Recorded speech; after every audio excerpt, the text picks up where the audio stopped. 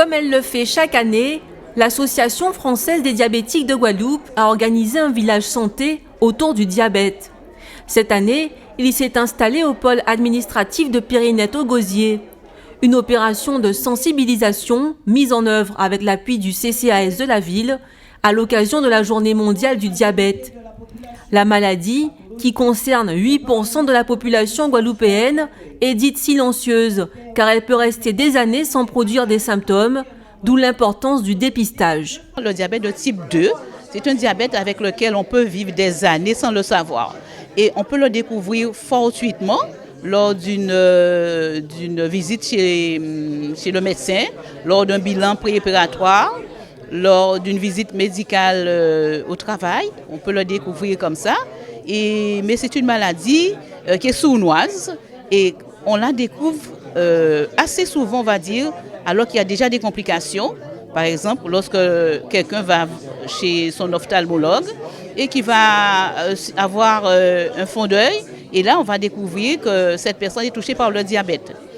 Il y a aussi d'autres complications plus importantes qui permettent de découvrir le diabète. Et donc, c'est l'une des raisons pour lesquelles la prévention, les journées comme celle-ci sont très, très importantes. Parmi les stands proposés, un atelier de contrôle de la glycémie capillaire, c'est-à-dire de la quantité de sucre dans le sang. Pour une personne ayant déjà mangé, ce taux ne doit pas dépasser les 2 grammes par litre. Auquel cas, il faut opérer à des examens complémentaires pour voir si les résultats se confirment. Suzy s'est prêtée au jeu, juste pour s'assurer que tout va bien.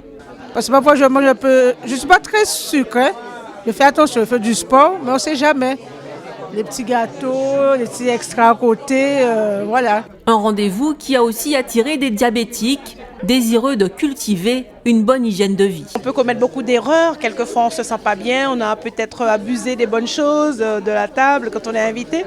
Donc venir encore à une journée d'information, ce n'est pas quelque chose de contraignant, mais au contraire ça remet les choses en place.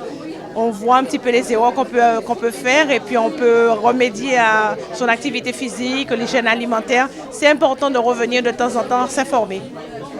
On n'a jamais trop d'informations.